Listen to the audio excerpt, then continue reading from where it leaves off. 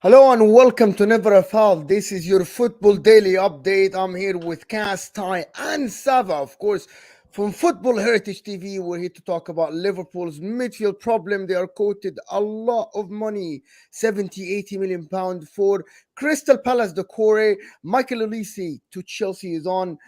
We don't know if he rejected Man City or not. It looks like it. It looks like everybody is choosing Chelsea these days.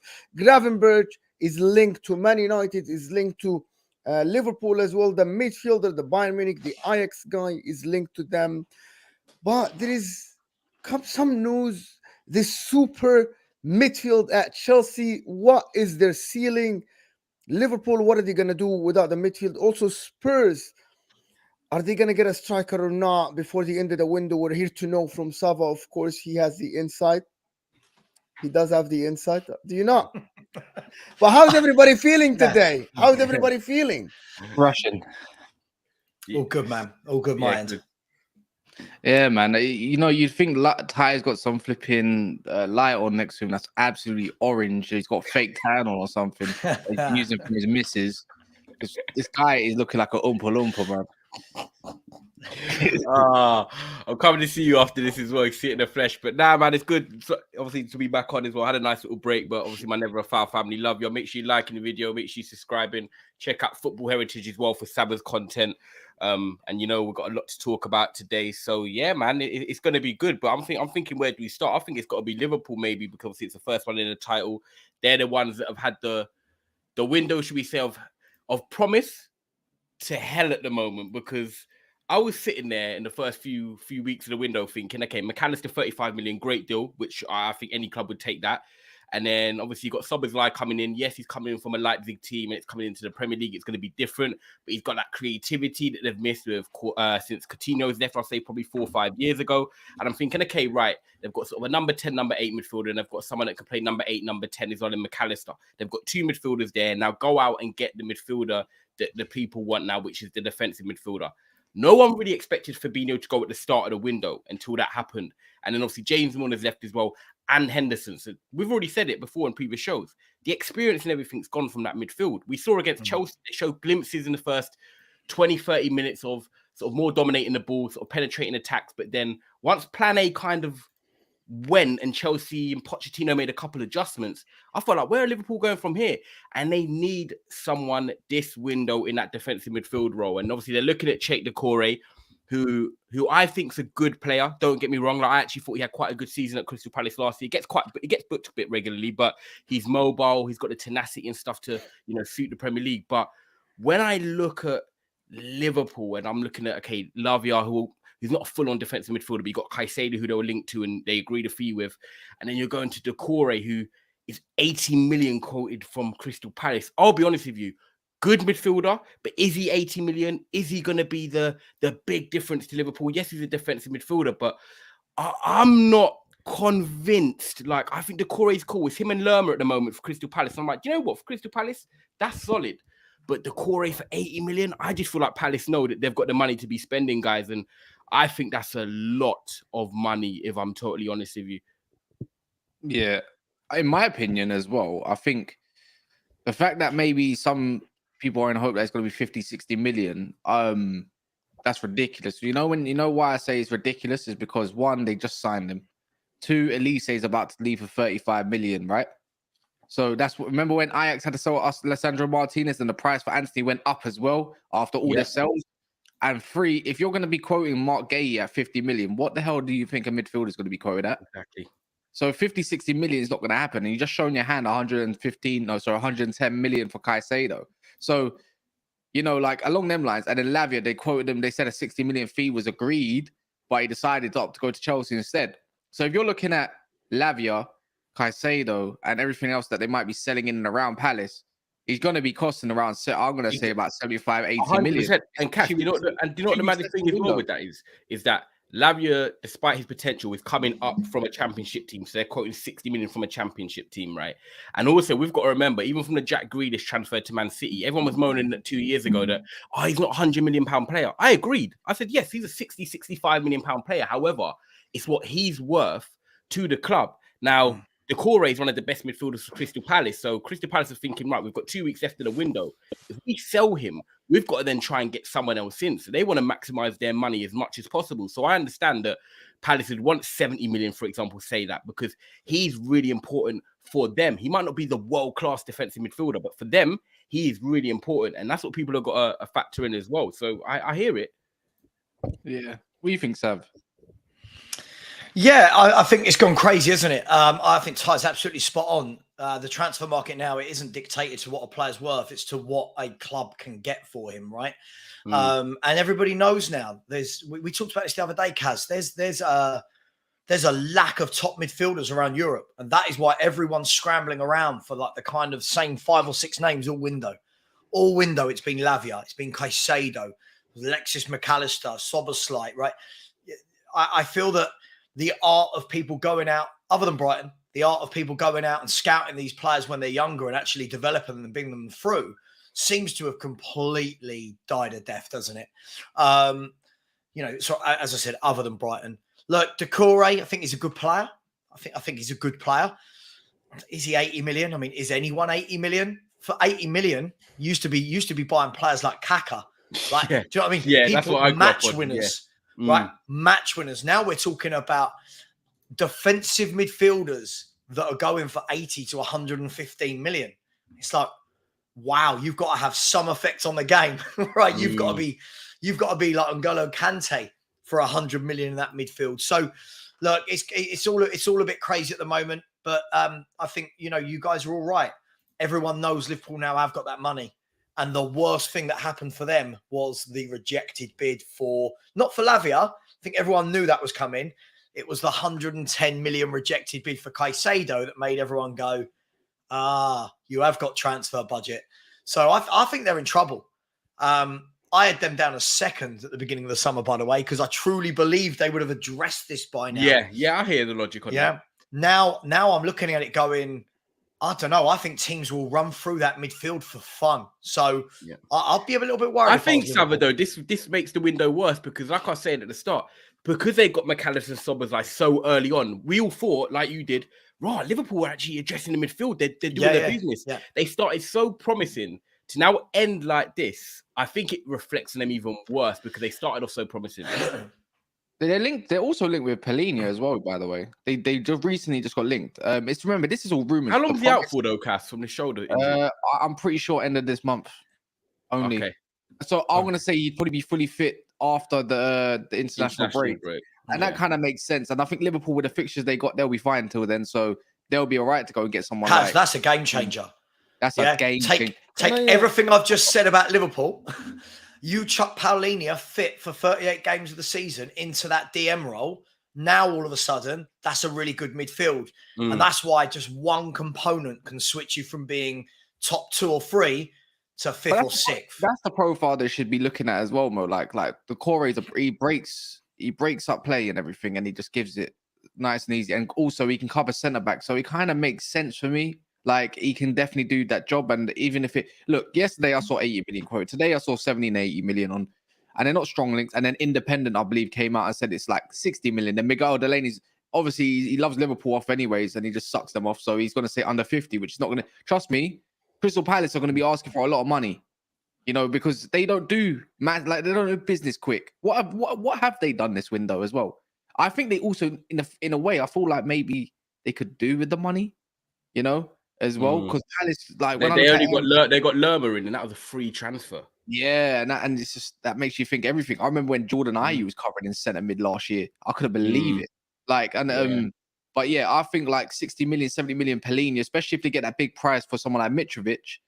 But Fulham are no joke. Like, they will start asking for big boy money as well. This is what I'm saying. It don't matter what I am seeing quoted right now. Mo, I have a club. Can I ask you something? It's gonna go and ask for a big amount. And to be fair, Liverpool got no choice. And I think the fans don't care at this moment of time, because before you know it, Chelsea probably put in another bid for Polina or something like that. and then go Yeah. outbid them just to take the piss. And then they got another super midfield times 2. Like, listen, Lavia is 16 million, 19 years old, 1 season, good season for a relegated Southampton. Cheick Doucoure was player of the season for Crystal Palace last year, even though they had an average terrible season. So I don't know why quoting 70 million now in comparison with the other players is too much. I don't think it's too much at all. Listen, he's a good player. I think 70 million is fair with what's in the market now. Yeah, he's one of their best players. They've lost Zaha. No, he was voted their best player last year. Yeah, but Player of I the mean, season. no, I know, but I'm just saying, obviously, when you got Zaha and Olise, they've gone. You got Eze and him now with the top 2. Really. Exactly. So if Lavia 60 million, I think 70 million is good, but that's not what Liverpool wants.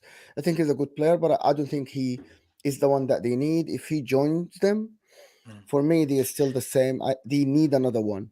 But Mo, don't we have to stop doing this like for like kind of comparison? Like every This single is what we have to do, Sava. I don't think we do have to do this at all. I think circumstances are different. Like I heard all summer, like even from the Kane situation, it was, well, if Declan Rice is this, then this is this. Every situation is different, right? Were they a player that came through the academy, for example? If they are a player that's come through the academy, then you can take a tiny little bit of hit on the money because you didn't pay anything for them in the first place. You know, how many years they got? But that's not how they value the player. The players, okay. So the market, but it is, but it is how they value the player. Because if you see what Simon Jordan was talking about yesterday when he was talking about West Ham, 105 million pounds for Declan Rice, yeah, that's pure profit. So if they had valued him at 125 million, they can take that 20 million that they thought he might have been worth, and it's still 105 million profit. We can't just say this player's worth this player's worth this, because it's all football doesn't move like that. It doesn't move like that. I don't understand this. That the market in any product in the world is depending on the rest of the products around you, especially if the same product. But not it's if they're not simple as that. Like. Let's That's what I mean. They're all players. Anyway, I don't want to dwell on that. They're all football players playing the same league, right? They play in the same league. So someone values this and someone values that. It's the same as furniture. It's the same as cars. This car is better than this car. But anyway, no. Long story short, Liverpool, I agree with you. However, in my opinion, Liverpool now at the moment, their starting 11 just need a DM, and I echo what Sava said. One DM for that Liverpool team changes the whole story. It changes how everybody puts prediction, or mine at least. Like if Liverpool gets a DM, a competent one tomorrow, I'll put them back in contention for second or being higher than most teams. In my opinion, at the moment, Liverpool. Sounds like you're about to cry. No, just my. I was just screaming yesterday and yelling. But anyway, in my opinion, Liverpool, they still have a very good team, but without a DM. Center back, they need one, but they are in need for a midfielder. I still think that Liverpool, even though at the moment I still Liverpool make top 5, in my opinion, just because of Jurgen Klopp, because of Szoboszlai, McAllister. They'll outscore teams. There'll be a lot of 4-3s or 3-2s. Yeah. They will win against 15 out of the 19 teams, or 14, right? That they will struggle against the top teams. However, remember all of this, and they still got a draw against Chelsea. They're not going to play Chelsea again in the bridge. That's gone. So that midfield that they're going to play, the super midfield, it is not going to. They're not going to play them at the bridge again. This game is gone for Liverpool.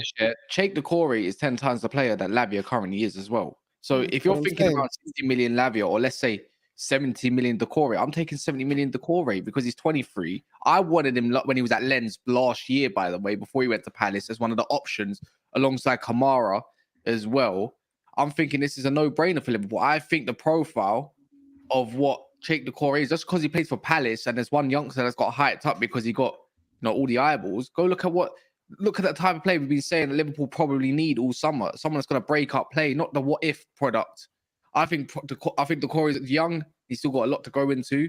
And yes, he might get a lot of yellow cards, but I think that Liverpool midfield currently lacks a lot of strength and a lot of bit of physicality around it as well. So that's why I think he'd be good for them. You know what you're saying? Can I ask you something? You know back option. You're saying that you think Doucoure is 10 times the player Lavia is. I disagree with that personally.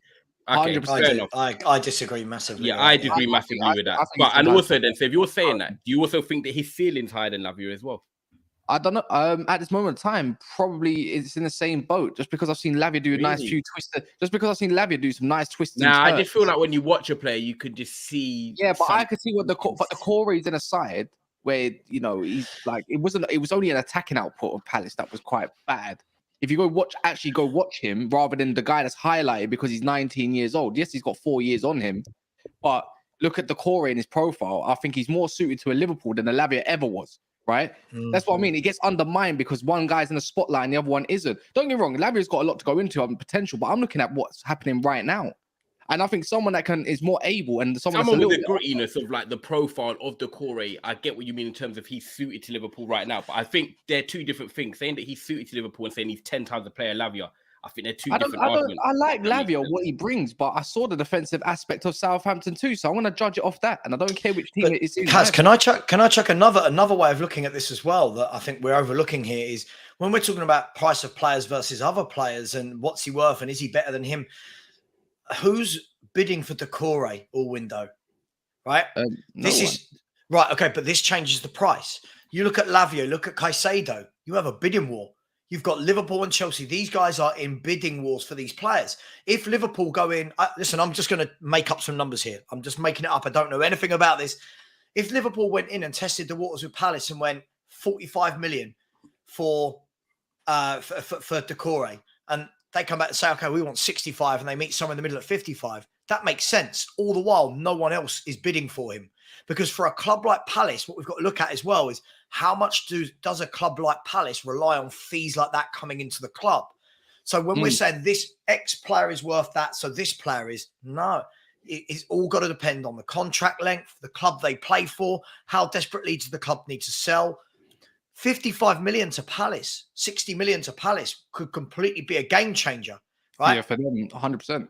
Right, it could be a game changer. For Brighton are such a well-run club, they can turn around and go, okay, 70 million's brilliant for Caicedo, but you know what? Give or take 25 million, we'll keep driving that up to 100. And that's the difference. So I don't think it's as simple as saying every product out there on the market is the same. There's a lot of different factors. They are not the same. They are not the same, Sava, but also clubs look at the other product and say, why you're valuing my product inferior to this? That's how they look at it. Anyway, 1,000 people here, guys. I like the way Mo makes a point and just moves on. No, I just wanted to do that. I'm going to go back to it. Okay. 1,000 people here, guys. Hit that like button. This is how the channel grows. The bread and butter of the channel, as I say many times, the like button is free. It doesn't cost you a penny, but it helps the channel grow, gets more subscribers, gets more viewers here. So you guys can hate us more, like Chelsea fans in the chat. You can get your friends here so they can hate us more. Let me do this couple of super chats. Ted Bakes is saying football clubs are killing football with overinflated world record transfer fees. For non-world-class talents, is football dying or dead? No, not in my opinion. If I could, I want to nip this in the bud. Rio Ferdinand in 2000 and what was it, 3 tie or 2, 30 million. That was considered an abomination of a fee. You know, Eric Hansen, like inflation, like Alfredo used to be 5p, now it's 55p. Same Come on, man. It's the same thing. Inflation. That's the reference I always use as well, man. It's just because there's a lot of players that used to go in the mid 2000s when Chelsea bought a lot of players. Man United didn't buy loads of players in the mids, but they still bought. 25 million. 25 million for me was always that figure that I was like, wow, like team spent 25 million. It's always going to be changing. The hunt again. We just kind of get into norms. The 80 million is becoming a norm. If you grew up, people, if you remember sitting in your dad's car when you was a kid, petrol was 80p a litre, 40p on a bus. Yeah, do you know what I mean? Like this is the same car, still petrol, still goes in my car now, but it's £1.50, £1.60. That's just the way it is. So yeah, oh man. My god, I remember when a can of Coke and 30p, bro. 30p, bro. Yeah, I used to go to the shop with £1. I used to come home and get the crisp, the chocolate, everything, everything. I remember it was. Now the game's changed. The game's changed. It's changed massively. Yeah, I'm not saying it for the best. It's just changed. O'Malley saying the player wars depending on contracts, market for position and importance to the selling club, which is what Savas says, of course. It's quoted 50 million and also linked to Paulinho and Andre. This is when you move. This is when you move goalposts. When one source is saying 50, but the other saying 80, and another saying 70. Come on, man. Like, you're gonna go for the cheaper, but as a fan, you're gonna think, nah, it's definitely worth that 50 million. Then it's just a lot of if buts and maybes. Before that 50 million quote came out, I've already made the title. Yeah. Skip to Mahlou saying we also be in I think linked to Chouameni in France coming up. Yeah. I'll I try don't to know, change but it. I know. He's not going nowhere. Sure, man, he's not going nowhere. Why I feel like this statement, Ty, is just a hopeful statement. Then You know, like it came out from him dream. as a hopeful statement Yeah. that he doesn't want to see Chouameni play for Liverpool Football Club, rather than a fact. It felt True. like that. Yeah. But to be true. honest with you, I'm still convinced that if they go to Real Madrid, put £100 million on the table, Real Madrid will let Chouameni go. This is what I mean. Fair. Okay. Yeah, I don't see it. Just because obviously we won't get into that, but just because it's the Camavinga, Tchouaméni, Bellingham, and Valverde, I feel that's the new spike in midfield for them. They wanted they were willing to sit at the table. That's what it is, Real Madrid. For according less to than that. report. Yeah, which is all we can go off of reports. Yeah. Right? Is the report Tchouaméni to Liverpool? Is that what we're saying? No, he's not going. Like the Liverpool, He's not going. The reports now is that going. he's not going. But Mo was saying in general, he thought if Liverpool went to Madrid with £100 million, they would entertain the conversation. But yeah, anyway, so but to end up on Liverpool, what do we think? Like, even if they get Cheick Doucoure, can they still change everything? So Doucoure change everything for you, even because he's centre back cover, so I think he's more valuable in that way. I don't look at Lavia maybe as a long term DM. I might see his future more as an 8. I'll be real, as a playmaker 8 as well. Yeah. I don't look at his future as a 6 personally. So I think Doucoure would be more of the profile that they suit, the nitty gritty guy, that one that's going to get stuck in, kind of like Fabinho in a way, you could say. So if they go get him, it changes their whole dynamics of their midfield. I keep saying this, they get a DM, their fullbacks are allowed to go a lot more forward as well, right? The Robertson, he has to be a lot further back. Trent should not be nowhere near the midfield. I don't give a crap if Trent thinks his best output is in the center. You're going right back, mate. You know what I mean? You're going to go do your best work and you're going to go cross that ball because you've got no outlet over there. It's just Salah doing things by himself. So I think, like Caicedo and what he would be able to do for Chelsea, you saw what Chilwell and Reece James can do. It's with a solid structure at the back. They got forward a lot. So I think in them times, I think one decent to good DM changes them. And I think Doucoure has a lot to give. Just because he played for Palace and he wasn't the highlighted DM of the season doesn't mean he's crap. The key thing for me is with Liverpool, there's two different types of defensive midfielders. That's what I always say. My type of defensive midfielder or someone that played there would be a Michael Carrick. I think he's one of the most underrated players of the Premier League era. Yeah, in terms of the way he played the game, passes, volume, through the lines, ticking things over. But that's because we had a stronger team around us. In terms of the other side of the DM, you do get your defensive DMs that, break up the play. The Casemiro DMs, not the best on the ball, but they're there for the off the ball work. Give it 10 to 16 yards and let the McAllisters and guys do their things. I think that's what Doucoure is the right profile for Liverpool, because they've got the Szoboszlai, they've got the McAllisters, they've got Gakpo who's potentially dropping in as a number 8 as well. Curtis Jones might have a bigger year. They just need someone that's more of a defensive-minded DM, which is like Doucoure, who can destroy. They don't want a passing volume passer. Say again, bro.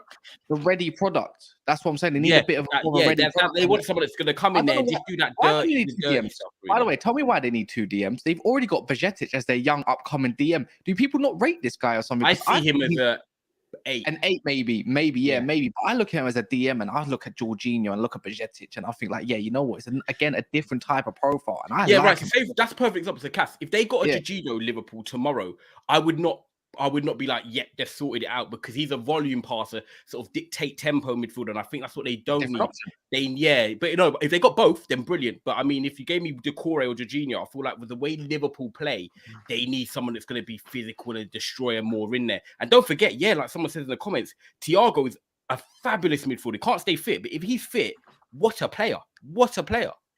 It makes you think in it, Sabah. Basuma for 25 million is going to look like an absolute brand new signing. 25 million. Oh, mate, he's fantastic. Yeah, absolutely brilliant. It was you got him at the right time, Sabah. Spurs special. Wait for a player to be in the last year of their contract. James Maddison, we've done it this year. Basuma last year. It's annoying because you want those players before that. But 25 million. Basuma would, let's be brutally honest, right now, Liverpool would love an Basuma in their midfield. So someone in the chat said that they should test Spurs' resolve and go and sign him. He's not going anywhere. We're building the team around that man. Well, you can have Oliver Skip. They can have Oliver Skip. They can have Oliver Skip. Sure, they can go. They can take Ollie Skip. I've got no problem with that.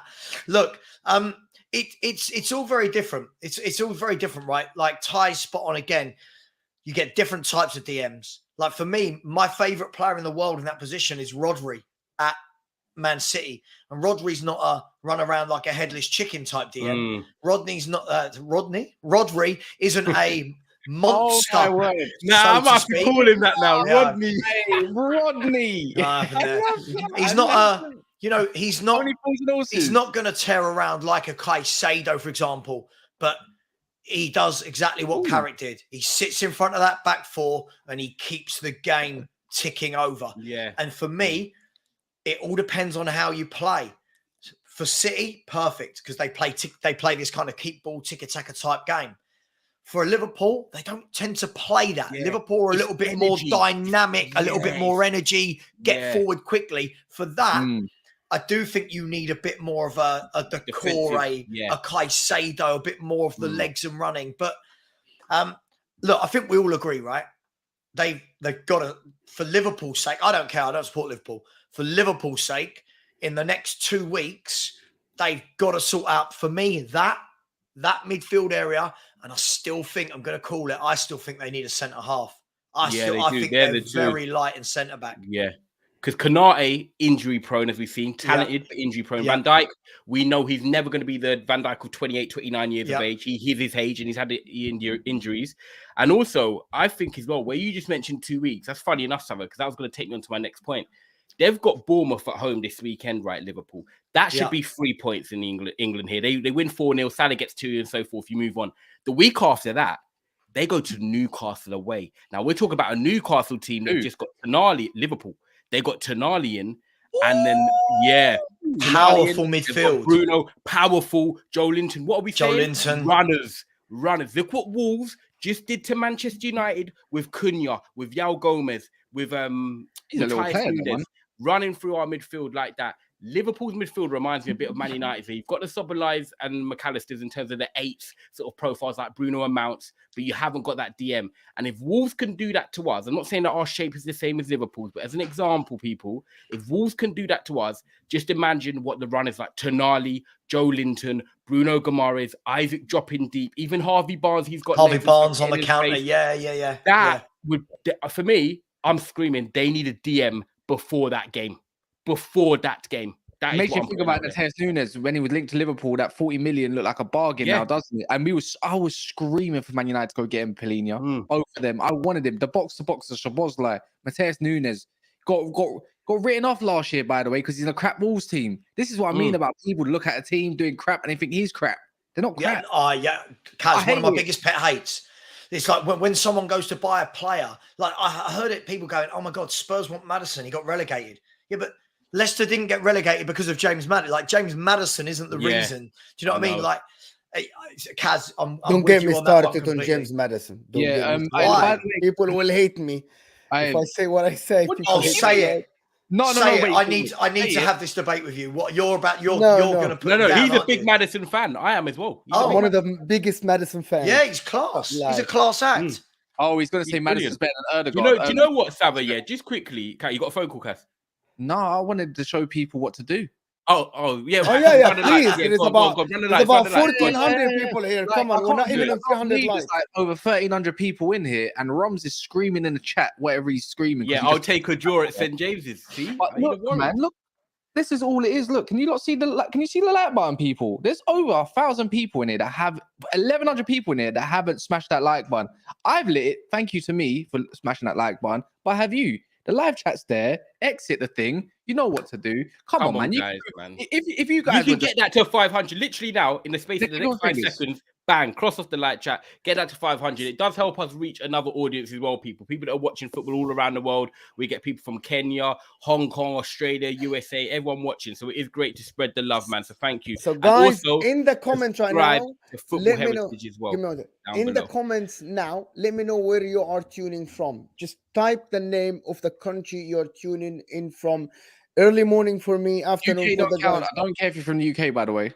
If you're from UK, type the place: London, Birmingham, Yeah. Manchester, Newcastle. If you're from anywhere else, even That's the one. in Europe, And if you're Paris, if anyone types that they're from my town, I'll come and drive you a KFC after the show. Me and Yeah, Cass Can I together. can I just Me can and I Cass together. shamelessly, whilst I'm What? on a bigger channel, whilst you guys are flying, can I shamelessly plug my channel, Kaz? Yeah, that's what I was going to say. I was going to do that for you. You do it, run it up, man. I'm 240 away from 10k in a year. So if anyone would be so kind, and I'll tell you what, how about we do this? I'll do this right now. If 240 people go and subscribe to me right now, I'll give away a shirt of their choice. I'll do a selection. I'll give away a free shirt to somebody. There you go. Down there. A free football shirt with whatever name they want on the back, home kit, away kit of any club in the world. But yeah, nearly at the 10k. So thank you. Had to be shameless, man. So we need to end on Liverpool, and I want to ask something to Sava and Ty. I spoke with Cass about this. Why do people say that Liverpool's future isn't as bright as the other teams? The fact is, they have only 2 starters that need to be replaced within the next 2-3 years. One of them is going to be replaced next year, which is Mo Salah. The other one is a center back, Van Dijk. The rest of them are 26, 25, 27 years old, peak of their career. They can give you 4 years. Just look at their squad. Their forward line is average is 25 years old. The older one is Diego Jota, 26. So why this notion? Like Chelsea is building something for the next 10 years. I applaud that. But that's more risky than the other clubs. So why people have this notion that Liverpool are going to die in the next 2-3 years? Does anybody can answer that? I'll go for. Can I go first, Sav? Yeah. Yeah. Got. I've got. Yeah. Yeah. No, that's what I didn't know in case. So the first thing is for me, I'm going to say laziness, Mo, based off last season. I think that Liverpool had an off season last year, and some fans. I've had arguments with Mons about it as well, because I thought Mons said he 1 minute he was Klopp out, and then he said to me he wasn't. But there's been fans over that period of last year that can say, do you know what? For a period I wanted Klopp gone. And I think that last year they had a bad season. And we know, we've watched the Premier League for a number of years, a lot of teams like Chelsea and Liverpool will not have a back-to-back season like that. We will know that they're going to be coming for the top 4, top 5 this season. So they're going to be back in. Big up, guys. So they're going to be back in. So I think one is laziness. The second one I would say, Mo, is FSG maybe not backing Klopp in terms of getting the signings in every year to recycle things. Now, Manchester United and Ferguson, when I grew up, we always maintained, I'm not going to say we won it every year, but we was always competitive, challenging. And Ferguson was the master, right, of doing this. Every year, you just get 2 or 3 players. You just top up.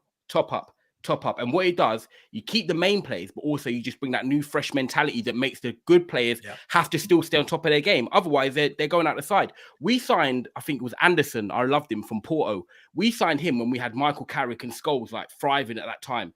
But he still come in and played big games because we needed someone just to have that fresh energy to keep them guys on their toes, and it worked. And I think the last thing for me, which I am going to say, is Jurgen Klopp. Now, I said that if I was looking at a top 7 team, and I'm including Newcastle into this, and I said, which manager could go first? We done a show on it, Cass. Me and you, I knew what my answer was. You said the same answer as me. You said Jurgen Klopp potentially. And I agreed, because if Liverpool didn't start this season strongly and got to Christmas and was struggling, I just feel like the ricochets of last year would then transpire into this year.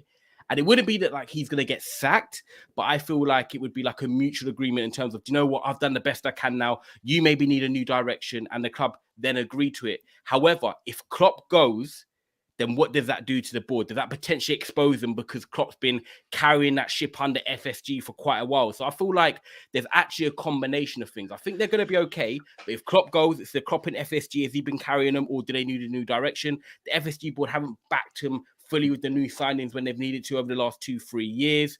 And last season's ricochets where people are thinking, can they actually, redeem themselves and go and get top 4? So, it's a mix of things. I agree with everything Ty said. I want to add on to that as well. I think football goes in cycles, right? So I think when we ask the question, is the future bright for a club, or why are people saying it's not as bright as other clubs? First of all, it's that, right? It's finger in the air. We can only go by what we're seeing. For example, Chelsea are the best example of it at the moment, because everyone's going, oh my God, look at all these young, hungry players. They're going to be brilliant for the next decade. On paper, yeah. In theory, it doesn't always work like that. Big injuries to players, managers come and go, players get sold. Problem is, not everyone can always be great. And what I think Liverpool have done, which I think is a slight false economy, is Liverpool built a wonderful team and a wonderful squad under Jurgen Klopp to win the league, to win the Champions League, to push Man City in those seasons. What they've not done since then is they've not shown that they can go again. They've not shown that they can reinvent themselves. And what Pep Guardiola, what Mourinho, what Fergie, what Wenger, what all of these greats did time and time again, obviously with the backing of their owner, so you have to add all these different components in, is they showed, okay, this cycle's gone. What are we doing now? And Man U are the best example of this. Man U went from a football club where everyone knew it was Keane and Scholes. It was Keane and Scholes with a midfield too. Then all of a sudden, Michael Carrick's your guy that's going to go in there. As Ty said, you've got some unsung heroes that your Anderson, that come in. Darryl Your Fletchers. Andersons, your Parks, your Fletchers. Yep. Nowadays, if people bought those players, granted Fletcher was from the youth team, if people bought those type of players, fans would immediately be on the backs going, oh my God, why are we buying this dead player? He's terrible. What are we doing? He doesn't improve the 11. Those managers knew. And the last thing I'll say on it is look at Pep, right? Pep is the absolute master at knowing when do I get rid of someone, when do I keep them? I.e., look at Mahrez. Yeah, cool, you can go. Not saying he's a bad player, he's class. Mahrez is world class, right? But cool, I can do without you. Bernardo, Silva and Walker, not quite ready to let you go yet. Let's get new contracts in front of those boys, right? This is the thing. And the word, recycle. That's the word, the big word that Ty used there. Recycle your team, freshen it up. And they don't do that for me enough. I think they do, to be honest. I think they do. How? What have they done in the last... Take away this summer. Can I explain? Okay. They signed Darwin Nunes. Can you? I'm gonna try, Sava. I'm joking. So they signed Darwin Nunes last year. He's coming from a 36 goals in the Superliga in Portugal. That was supposed to be a good signing. The talent ID, the way he plays football doesn't suit Liverpool, but that's something that they tried to do. Cody Gakpo. Okay, Luis Diaz is 24 years old as well, as a winger to replace Mane. They signed Cody Gakpo. We saw is a failure. I think he's one of the brightest stars at Liverpool at the moment. Young, 23 years old. Konate, 24 years old as a centre back. Trent is already young, right? Roberts, they signed Tsimikas, who's 26 years old. It's not great. McAllister, 24, World Cup winner. They signed Szoboszlai, 22 years old. So they, within the last 2 summers, they kind of signed about 7 players less than 25 years old or 24 years old. That will give you the extra 5 years. Now they need to go and buy more. Now imagine if they buy a 23 years old DM at the moment. They have Bajcetic. Cass is a big fan. I'm a big fan of Bajcetic. He's a very, very bright kid.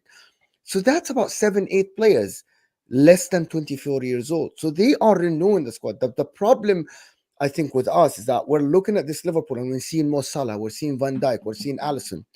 So we think that this is the squad, but the squad is, imagine McAllister gets up and running, Szoboszlai. Now we're talking about a young squad. Luis Diaz, apart from, like, if he didn't get injured, I think he would have been amazing. And I'm looking at him now, he's getting back to it.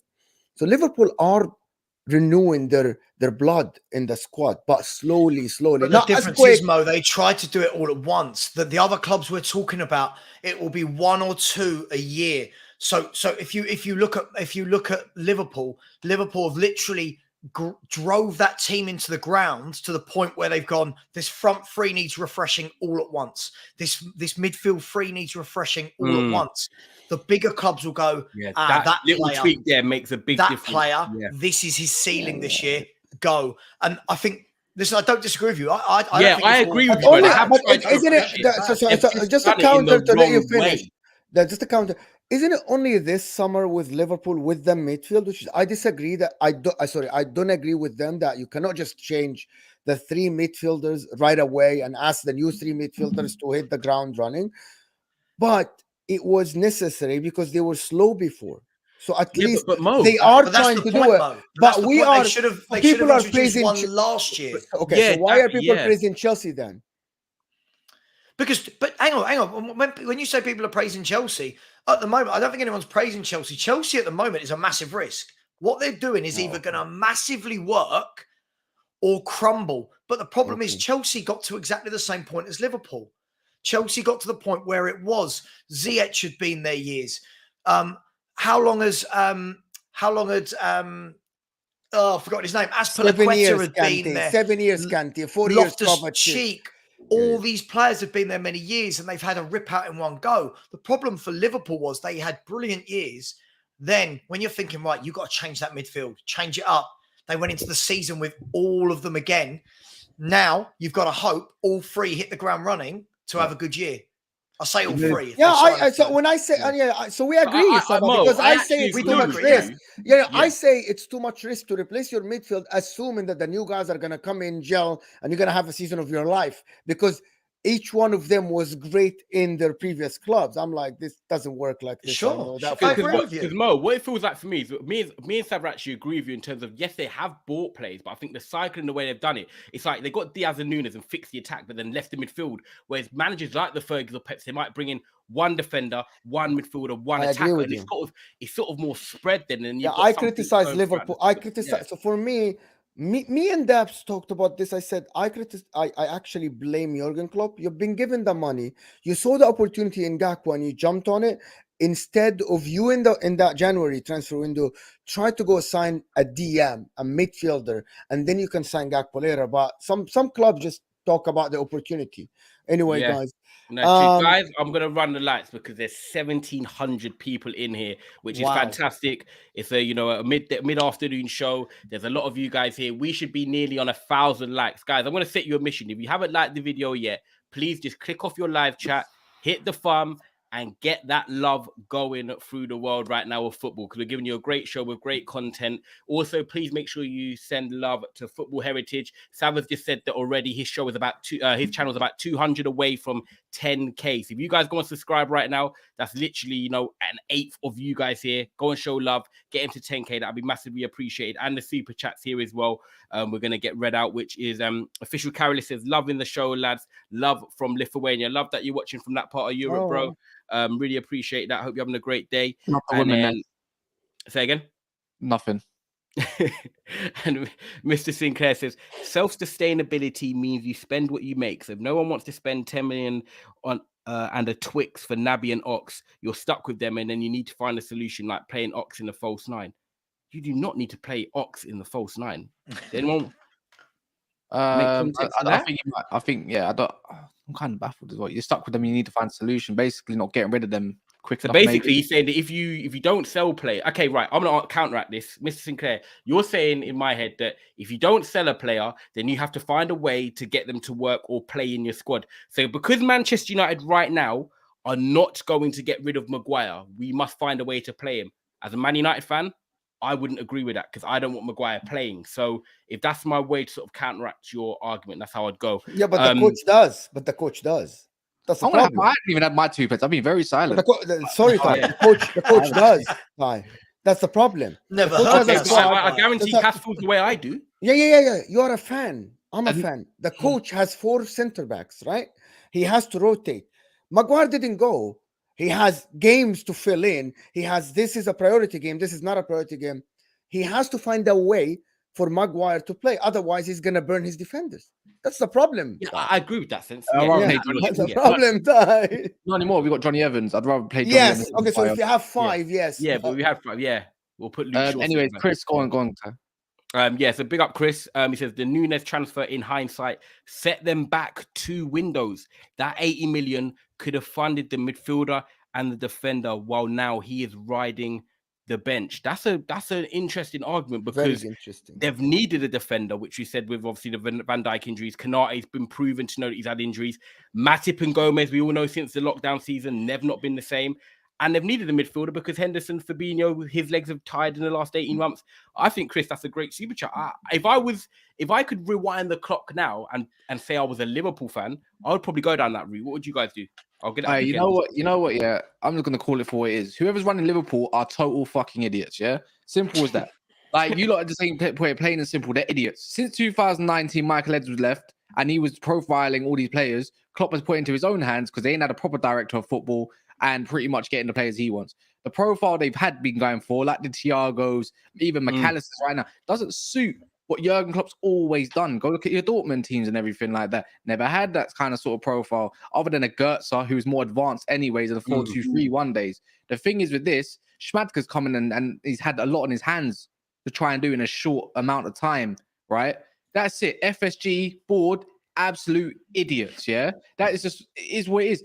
The thing is, I think Klopp got a bit too arrogant as well, potentially. I might be wrong, but you're chasing Bellingham for 2 years for him to not sign, right? You're chasing, like last year, Tchouaméni or no one. Who are you to say my number one target or no one, right? You got Nunes and you went to go buy another Gakpo when you need another defender or a DM. So you chose to go do that. You sanction it. As a manager, you have to sanction these kind of things, right?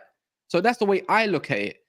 It's the profile play. They neglected the midfield for so long that now they're playing catch up. Now, the thing is with Liverpool fans, I find, is that they don't trust FSG or the board to go find an adequate replacement for potentially Alisson, who's Saudi are riding onto him, by the way, who might be going next year potentially because Saudi money hits different. Salah's going. I think Salah's going next year. Might go. I don't think he will. I think he'll be committed in a way because even his agent said he's committed for now. Right? Who do you go and replace Salah with? And then you got to go and look at who you're going to replace Van Dijk with. There's no succession plan. This is why the project is not as great and as appealing as the Chelsea one. Because see, Chelsea, we're going to talk on them now, right? With Lavia and all the players they bought, they might not need to spend for the next 5 years. You know, like they might not need to spend more than 50, 60 million at a time per window. And I'm talking per summer window because they got everything they need. Yeah, they're banking it now for the duration. Exactly. So when you think of it in the long run, Chelsea just bought everything now. So in the next 5 years, that billion that they're going to spend eventually, it doesn't look like much. You know, it looks like it might be. And they're selling players, Kaz, and they're making revenue. Are Liverpool? Listen, I'll stand corrected if I'm wrong here.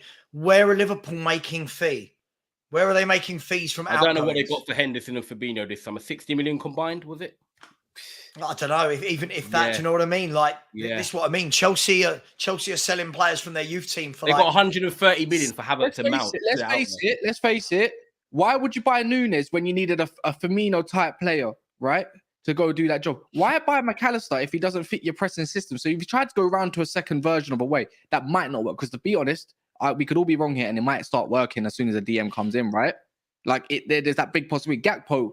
The way I'm looking at it develop, it kind of reminds me a little bit of Firmino. That's a very good buy. The way he can drop deep and go forward. I wasn't his biggest fan, but he proved me wrong in his current market. In his current time. And then you go look at like Salah. You can't get another Salah anyway, so you're gonna have to change things. Like Luis Diaz, I think he's quite wicked. To be fair, I know he's not quite Mane. You're gonna have to change it up. You just don't score enough. Yeah, I just don't understand like some of these players that they have bought in. I don't think McAllister probably suits Liverpool like that. And I think Szoboszlai does. McAllister is going to change the whole style of play. And the DM is another question. What type of DM? Because right now it looks like they're trying to get any DM that can just has the status DM underneath their name. So this is what I mean. It's the profile. And I just don't get some of these profiles that they are buying. But, things can change in the space of one season, isn't it? And then we're all saying, oh, Liverpool got an amazing project. Great again.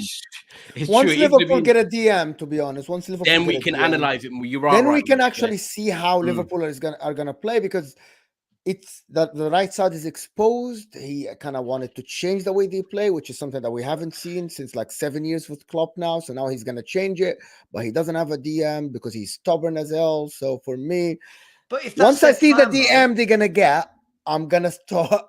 But again, this goes back to strengthen Kaz's point. Obviously, Kaz went in hard. I like it. He heart on sleeve right there from Kaz. But he's right. If that is their plan, if their project revolves all around the DM, how have they left it to 15 days before the window shuts and haven't managed to get any of the DMs that have moved this window? Like that for me screams now it's not a plan. Now, whoever they get in wasn't part of the plan. whoever they get in now, that is now purely going to be, it's true, right? Yes, Whoever they go and get very now true. isn't the plan. It's going to be, shit, we didn't get him in. Where are we going to go? And that's what I couldn't understand why Liverpool didn't try for this Caicedo or Lavia deal like 2 months ago. Okay, Right? I've got a question on the back of that for you then, Sava. Because on. if it's Doucoure that comes in, right, we know he's a plan D. Let's just say that, whether Liverpool fans like it or not. This is for all of you. Is there more pressure on Doucoure coming into Liverpool to change things, or is it more pressure on Klopp to deliver with Doucoure because he didn't get his A and B first choices?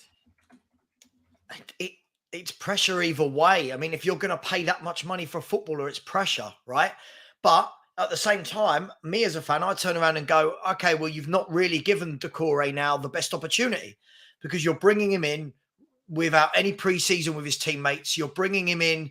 He knows deep down. I mean, he won't care, right? Let's be brutally honest. If Doucoure gets a phone call from Liverpool, I can't imagine he sits there and says to his family, I'm not going. I wasn't first choice. But he'll know he wasn't first choice. So I think there's pressure when you go to Liverpool anyway. But psychologically, does it make a difference, Ty? I don't know. I'm just throwing a theory out there. Yeah. We're gonna move on, but I would say that it's pressure on Klopp just because everyone's saying if Liverpool get a DM, then X, Y, Z. So if we get a DM, then we'll see X, Y, Z. That's how I'll leave it. But Mr. Sinclair saying point is the club is then blamed for being loyal. He's too loyal. That's the problem. He's too loyal, and he trusts his like. You remember, like they didn't sign a DM because they thought Nathaniel Phillips will be the next guy, like the youngster, and it didn't work out. There's a lot of things. I think Liverpool just been linked to Wilfred Ndidi. Ndidi? Wow. I mean, that would have been that's an absolutely sensational signing if it's 2019, but it's not. Yeah. It's 2023. Yeah, exactly. Do you know how old is Ndidi, guys? 26. 26. He's not that old, actually. Yeah. He dropped. He fell off. He fell off. But I'll be honest with you, he's not been the same player as 3 years ago. Yeah. No, you know what? We always hear about revivals in teams, and you could say, Leicester's been a sinking ship. I don't know. It's Ndidi's 2 years ago, but if you bring in a Doucoure and Ndidi who's got 1 year left on his contract as a backup DM, that's not actually that sad, is it? When you think of it like that. Don't get me wrong, Leicester's been falling off, and yes, he's injury prone and stuff like that. But we're talking about Tyler Adams, who's roughly the same age, and how injury prone he is. So I mean, he was praising his qualities in a way when he is fit and stuff. So why can you not do the same for someone who's also injury prone? Can I just throw something funny out there, Cass, as well? I watched Leicester's first game against Coventry in the Championship the other day. And indeed, he played as the advanced player in the Man City because they got the Man City assistant, the former Man City assistant. He put him in the advanced role. I couldn't believe it. Indeed, in an advanced role. Is this John Obi Mikel for flipping Nigeria? Like, what's going on? Yeah, literally, it's mad. But guys, we're gonna go on to Chelsea because it is obviously. I know we spoke on it yesterday, but I want to see. Let's see what Sava thinks because Sava, there's basically been this mixed emotion of Chelsea signing these players, right? And it's like, right, they must get top 4. Which I agree with. But then there's some out there that's saying, if my club spent 1 billion, then the pressure would be on us to challenge. If it was Man United, people would be saying Manchester United needs to do the same thing. Same for Arsenal, same for Liverpool as well. Where are you at with Chelsea and what do you see as a successful season for them? Because it's very debatable right now where people's heads are at. No one's right in this, by the way. It's very balanced. Yeah. Look, I think that the difficulty with the money conversation is in a simplistic world, and we know the world isn't this black and white. In a simplistic world, we turn around and go, they spent nearly £1 billion in a year. They should win a title. That's great. That's not the real world. The real world is they're spending all that money because they were an absolute mess, right? The real world is that even if you've spent all that money, players still need time to gel together. Managers still need time to get their way of playing, their philosophy, their identity across to the team. Yeah. The be-all and end-all is this. They can spend £1 billion, but I think we all know the answer to this question is, are they still anywhere near as good as Man City? No. And this is the problem. When you build a team over the number of years like City have, they've built this squad over 7 years, right? 7 years of playing with the same manager, 7 years of identity, 7 years of signings that all play in the right way in the manager's philosophy, right? You're settled. Now, all of a sudden, people think that you're just going to go, right, there you go, Poch, there's loads of money, go in one window. It just doesn't work like that. And football fans, sometimes we're silly, sometimes that we're impatient, sometimes they just look at black and white. But unfortunately, there's such a thing as psychology, there's such a thing as time, there's such a thing as building, there's such a thing as a process. And this is the thing. If Chelsea fans, I truly believe this, and this isn't about me being a Spurs fan and Poch, because I don't care about Poch. If they give Pochettino time to bed this team down once a week, to play, to settle with a settled 11, they will be a very good team. But all of these people, all of these people that say they've got to win a league now, it's just madness. They're still nowhere as near as some of their competitors.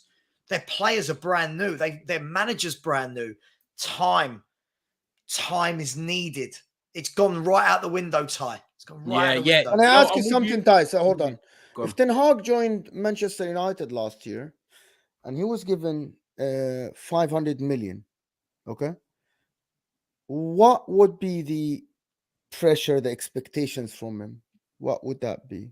Probably the to season we close just had, isn't the it? gap. Yeah, to close the gap on City and have the season they just had, right? Okay. I'll Same. say Same.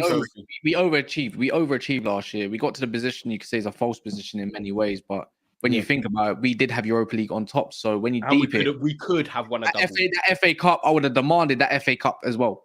In my books, I'm like, get me the FA Cup. Carabao's nice. Give me an FA Cup because all that you have a lot more energy. You know, we're in the same boat. You could say last year, Casemiro came in, the Eriksen, Bruno midfield seemed decent on paper. It was working for a very long time. To be fair, the defense was quite solid. Yeah, got Martinez, got Lavia, Anthony. You know, you had questions over the goalkeeper. Sanchez, there's still questions.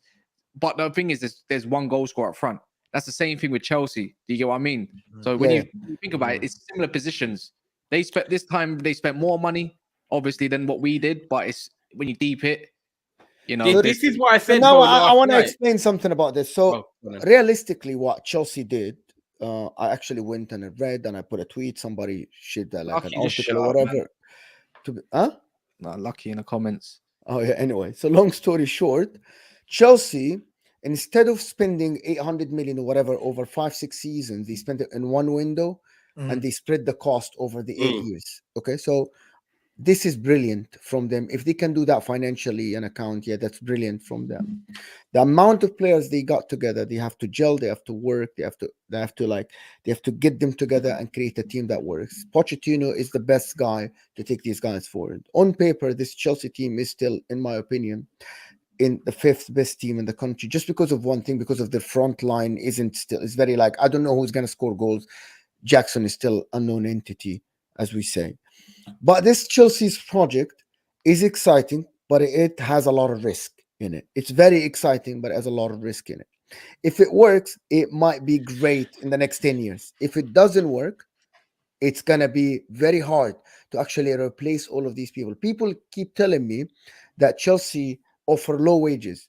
As of now, they offer low wages for them is like 100K, 90K.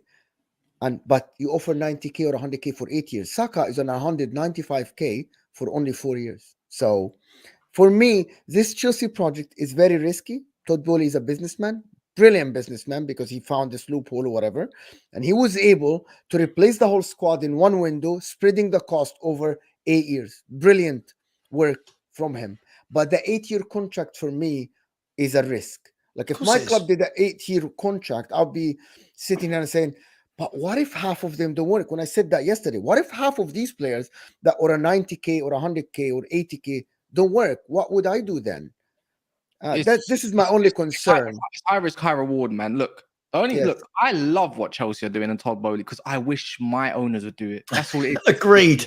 We all wish it, right? Yeah. I said it yesterday, but I will have the questions because I think even in question of Man United fans last year, I remember when Ty said I was mad, like to think that I want a trophy at a certain point in the season. I said, no, I want it now. Like we spend this much, we can go with me a trophy. If you're about that, then go get me that.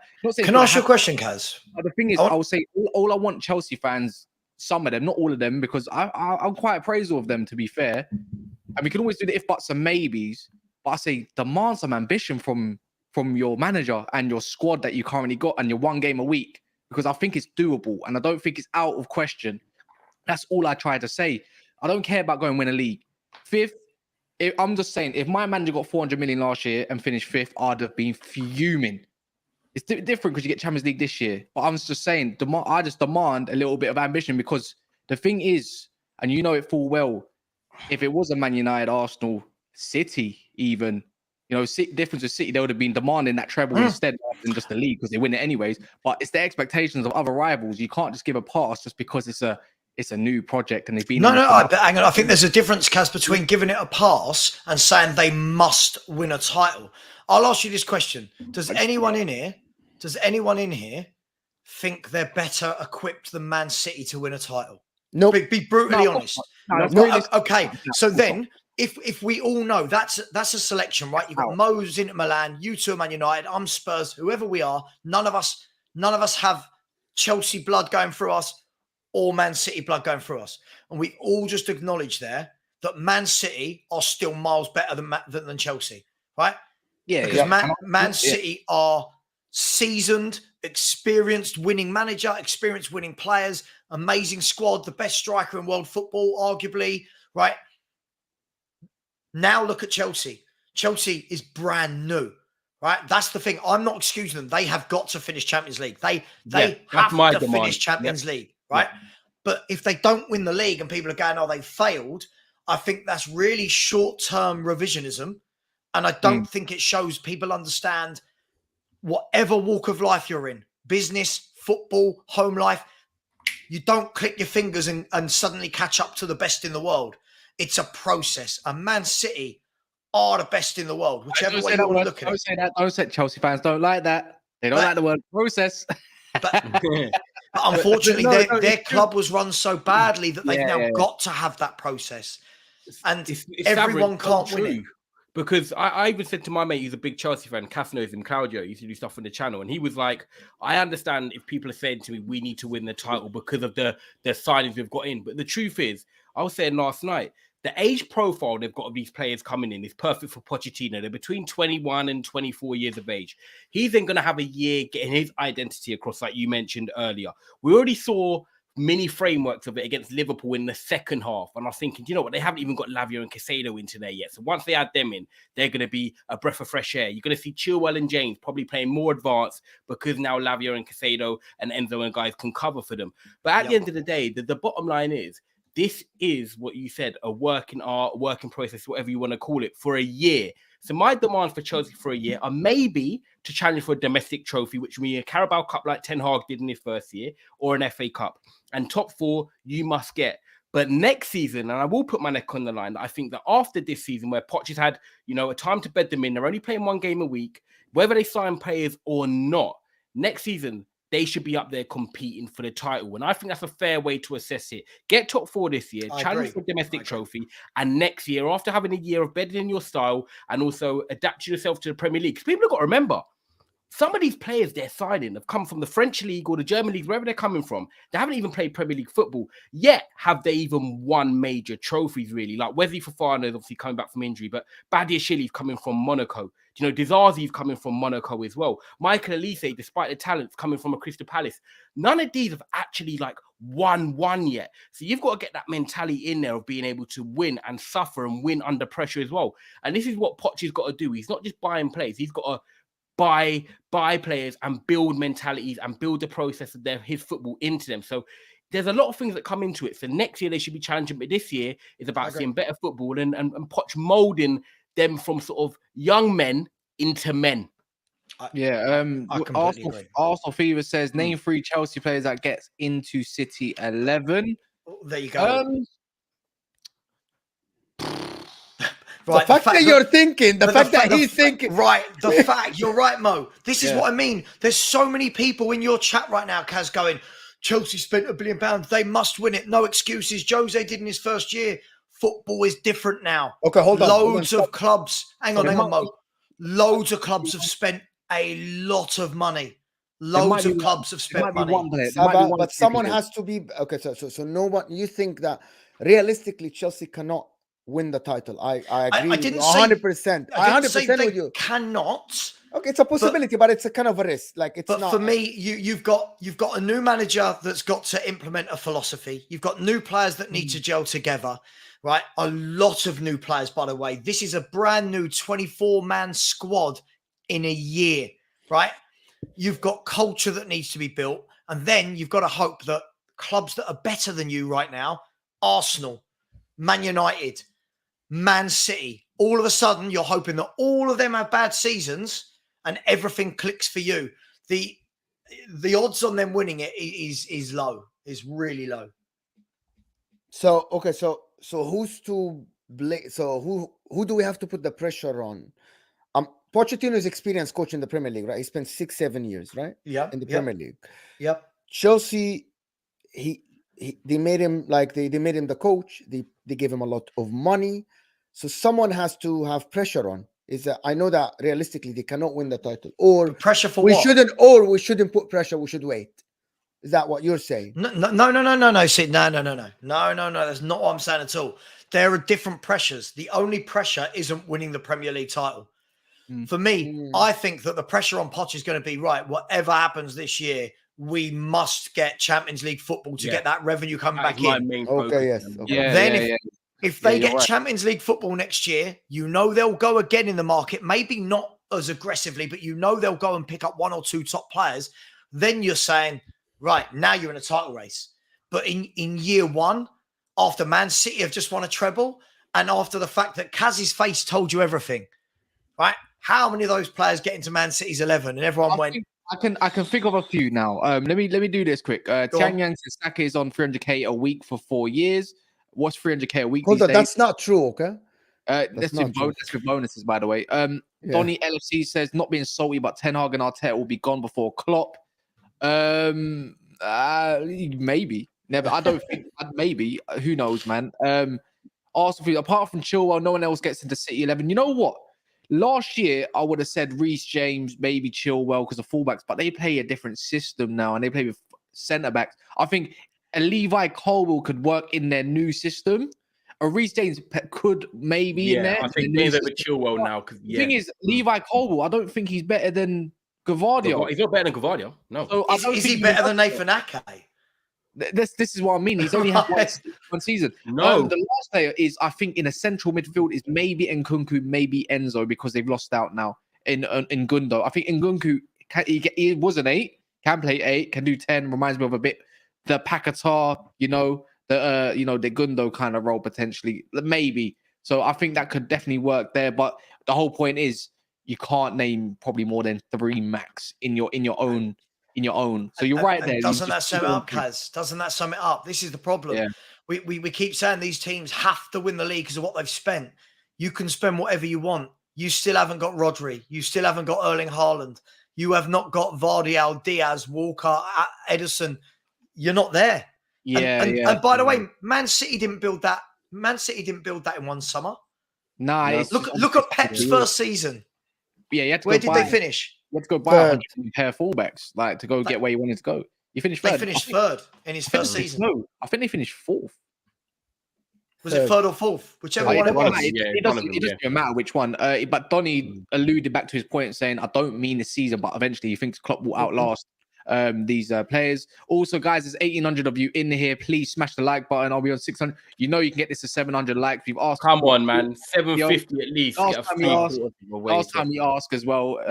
And I've got a nice juicy clip for you at the end of this video, which we're going to be wrapping up soon. But yeah, since we're talking on Man City as well, and we don't want to go swings and roundabout with Chelsea, is the fact, one, it's been reported that Michael Olise rejected City. And that's only their advances because they didn't put an official bid in, obviously, to go buy him or nothing, to go in favor over Chelsea, right? That's what's been reported. But if you're a City fan right now, you wouldn't give a crap because they've just signed Bernardo. They're about to sign Bernardo Silva on a 2-year contract extension. And Kyle Walker's obviously just had his extension. Now, if you're a City fan, you're buzzing. And if you're a rival fan, like myself, I hate it. You know what it is? That's basically a new signing. Like we said, Basuma's a new signing. That's like a new signing in itself. It is, and it isn't, because I feel like he played a lot last year anyway. What I feel like it is security. I feel like when you're a team like Man City right now, when you've seen Gundogan leave, you've seen Mahrez leave, the last thing you want as a Man City fan is seeing Bernardo leave, because he's the guy who epitomizes sort of the energy, the hunger, the desire. He's the type of player that, yes, they've won a treble and people are questioning whether Man City will have the hunger to go again. Well, when Bernardo Silva's on that pitch, he will make sure that he's showing that he's got the hunger. And then what does that do? Pep Guardiola sees him playing on that pitch right now, and he's showing the desire and the hunger to get about on that pitch. Everyone else has then got to step up and maintain that level. Otherwise, what's it easy to do? It's easy to see the drop off, because you're like, right, you're standing out and looking like that, but everyone else is not looking like that. So Bernardo Silva for me is more, it's a very good renewal, because they need him. He's important for them. But also I feel like it's that security for Man City, because they do not want to lose him, Gundogan and Mahrez in the same summer, let alone even maybe next year. And I feel like he epitomizes Pep's standards of always playing to 100 million% at all times, no matter if he's won a World Cup. So I think this is a good signing for a renewal for Man City. However, I'm still going to have the question of Man City and where the goals are going to come from. So whether Bernardo Silva signs a new deal, whether Ruben Diaz comes out and signs a new deal tomorrow, my only concern with City is, are they still going to score enough goals? Well, there is one thing. There is a source that says that there is a release clause of 50 million euros that can be triggered in 2024. 50 million euros for Bernardo Silva's contract. Really? In the summer. I thought there might be a release clause somewhere in there. Potentially. And that's his way of saying, like, if you can go next year, gives us enough time to replace you. And it would make sense, wouldn't it? In my opinion. Yeah, and it's that amount of money. So Man City said, if someone wants to buy you, they have to come next summer with 50 million. I want to know what the source is. First and foremost, I don't know what the source is. Jose Alvarez, whatever. This is Transfer News Live. If you go to their Twitter, they actually put that. It's kind of a weak source, but it makes sense, to be honest. Yeah, and in that Sasha Tavaleri guy, the Belgium journal, he was also saying about Jeremy Doku's pretty much all sealed. So even though there's no Michael Olise, they're going to go get one of the, I say, is one of the best 1v1 dribblers in the world, by the way. You know how we alluded to St. Maximan being one of the best? He's also up there, and he's crazy. Yeah, so he might get a lot more direct from there and a different option. I still look at him as more of a left winger, though, not like a right. So that might mean Foden switches over to the right-hand side instead. Yeah, Foden, Grealish, maybe Haaland, and Bernardo comes in as the right 8. Yeah, exactly. So they got the best part is for them, obviously, as a Man City, is that again they've got options all over the park. See, I slightly, for the first time this evening, what is it, 2:45? I'm going to disagree with Ty just slightly, respectfully. I just think there's loads of goals in Man City's team. First of all, Haaland's an absolute beast, which we know. I think that Phil Foden will grab goals. I think he's going to play more of a central part. I reckon Paqueta's a very good player. He will score goals if they sign him. At West Ham, it's really difficult to judge any attacking player because they're so defensive. Yeah. Bernardo Silva for another year. Alvarez has now had a year's experience and scored goals last year. I just think they're going to be absolutely fine. And if Olise, are you as confident in that, Sava? Because Foden. Yeah, Foden. We've seen him play wide. We have not seen him play this. I think Foden's phenomenal, by the way. So don't get this mixed up, people. Foden's phenomenal. However, he's got to now come in and play this number 8 role that we were all saying that we knew he could do eventually. But you're now doing it without KDB there. So the pressure of you going into that number 8 role has now gone up. Grealish, great player in terms of retention, wins fouls and stuff like that. Never been a high output goal scorer. And then you've got, obviously, Bernardo, who I think works hard, epitomizes the philosophy, knows the system, but doesn't score enough. Then you've got Alvarez, who I think is one that has to step up this year and now contribute. And then you've got Haaland, who we know is going to score goals anyway, barring he stays fit. I just think if you have to pick one weakness, it is where the goals are going to come from. I mean, I'll tell you what, though, I'd happily, with all the players you just mentioned there, compared to some of the other clubs around them, look at the goals they've got compared to Man U, compared to Chelsea. Do you know what I mean? If you actually look at the number of goals. All right, here we go. I'm going to actually defend United for once. Imagine, so Højlund comes back in. Højlund comes in after the international break, right? We've got Højlund, we've got Rashford, and then we've got Martial if he stays fit. We've got Sancho, Bruno Fernandes, Anthony, Garnacho. City are better than Man United. Of course they are. But if you look at Højlund coming in, right, do you think that with people like the Højlunds and the Rashford, who are more output players potentially, do you think that we can actually score quite a lot of goals in attack? City will beat us in the league. I think you'll score, of course you'll score goals, but the problem is a lot of the players there you've mentioned have never been that. Like Martial You know, Yeah, I but mean, this is what I'm saying. City's players haven't in attack. yeah, but hang on, Alvarez. Oh, How many did Alvarez get last year for the number of games he played? How many I did don't Haaland get? remember. I don't know. Bernardo Silva grabs goals. Paqueta will grab goals. Doku will grab a few goals. Phil Foden's always grabbed goals and will What's get a more few? minutes 5? this year. Well, I mean, listen. If I need to get the stats up, I mean, we No. can look at the Forget stats. stats. I'm but- saying off your head. What are you thinking? Oh, Doku comes in and gets 5 goals.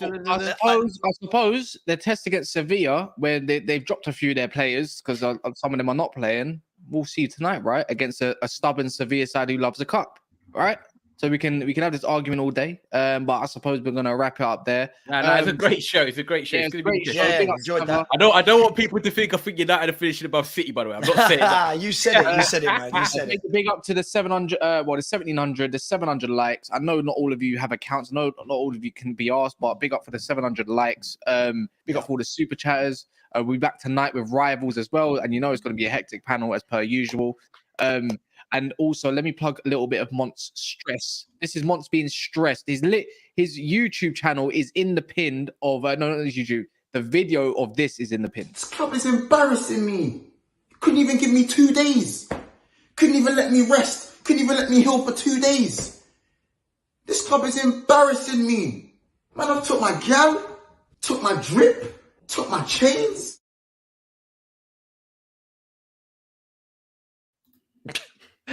And make sure you check out Sabra in the description and get him to that 10k people. And Yes. yeah, man, we'll be back tonight.